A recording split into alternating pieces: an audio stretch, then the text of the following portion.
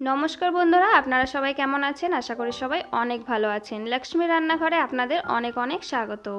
আজকে আমি নয়, আমার মার হাতের একটি রেসিপি আপনাদের সাথে শেয়ার করব। এখানে আমার মা পুরো রেসিপিটি তৈরি করেছে আর ভিডিওটা শ্যুট করেছে আমার ভাই। এখানে প্রথমে শাপলাগুলোকে আমার বাবা নিয়ে এসেছে বিল থেকে। আর শাপলাগুলোকে যেভাবে বাছে সবাই জানো আশা করি, সেইভাবে ভালো করে খোসাটা ছাড়িয়ে নিয়ে এরকম ছোট ছোট করে কেটে নিয়েছে। দেখুন, ঠিক এরকমভাবে আমার মা পরিমাণ মতো এখানে নিয়ে নিয়েছে। আর এখানে নিয়েছে 3টে তেজপাতা, 4টে নিয়েছে শুকনো লঙ্কা, কিছু নিয়েছে এখানে রসুন আর কয়েকটা কাঁচা লঙ্কা চেরা। আর এখানে নিয়েছে চিংড়ি মাছ। চিংড়ি মাছটাকে ভালো করে বেছে ধুয়ে নিয়েছে। এবার চিংড়ি মাছের মধ্যে এখানে হলুদ দিয়ে দিয়েছে, হলুদটা শ্যুট হয়নি। আর দিয়ে দেবে এখানে পরিমাণ মতো লবণ। এবার এখানে একটা কড়াই নিয়ে নিয়েছে, কড়াইতে দিয়ে দিল সর্ষের তেল।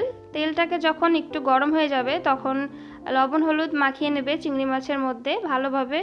এবার তেলটাকে একটুখানি নাড়াচাড়া করে নিয়ে মাছগুলোকে কড়াইতে দিয়ে দেবে। মাছগুলোকে একটু ভালো করে এক পাশ হতে দেবে। মাছগুলো যখন এক পাশ হয়ে যাবে তখন অপর পাশটা উল্টে দিতে হবে। আর মাছগুলো এভাবেই উল্টে পাল্টে একটু ভেজে নিতে হবে। বেশি ভাজার দরকার নেই, হালকা একটু ভাজলেই হবে। দেখুন, মাছগুলো কিন্তু হালকাভাবে একটু ভাজা হয়ে গেছে। এই পর্যায়ে এখান থেকে কিছুটা মাছ তুলে নেবে আর কিছুটা দিয়ে এই রেসিপিটি তৈরি করবে।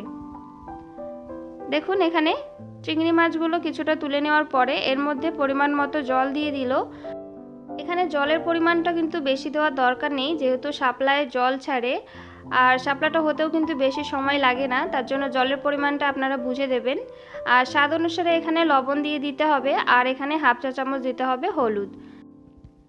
আর এখানে চিড়ে রাখা কাঁচা লঙ্কাগুলো দিয়ে দিতে হবে। ঝালটা কিন্তু অবশ্যই আপনারা আপনাদের পরিমাণ মতোই দেবেন, যে যেমন পছন্দ করেন ঝাল খেতে।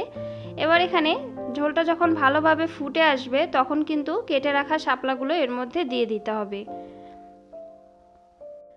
যেহেতু আমার এখানে এই সব সবজি পাওয়া যায় না, তার জন্য আমার মা রান্না করেছে আর ভাই শ্যুট করে আমার কাছে পাঠিয়েছে যে আমার চ্যানেলে এই রেসিপিটা ছাড়ার জন্য।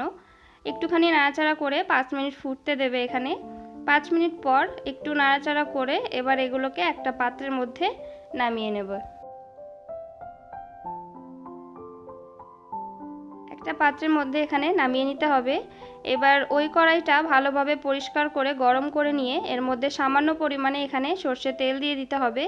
তেলটাকে একটু নাড়াচাড়া করে এবার এর মধ্যে 3 থেকে 4টে শুকনো লঙ্কা আর 2-3টে তেজপাতা দিয়ে একটু নাড়াচাড়া করে এর মধ্যে দিয়ে দিতে হবে রসুনগুলো।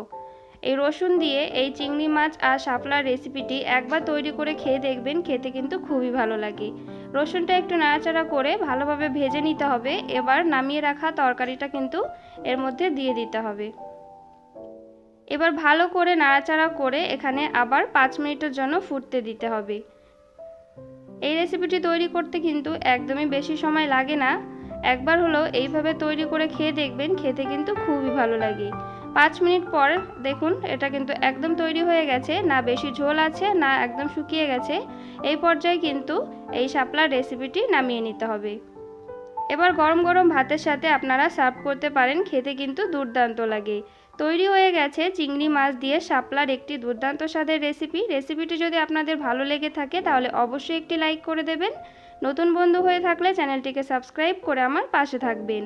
একবার হলো তৈরি করে খেয়ে দেখবেন, আশা করি অনেক ভালো লাগবে। ভালো থাকবেন, সুস্থ থাকবেন, আবার চলে আসবো পরবর্তী রেসিপি নিয়ে। ততক্ষণে সাবধানে থাকবেন।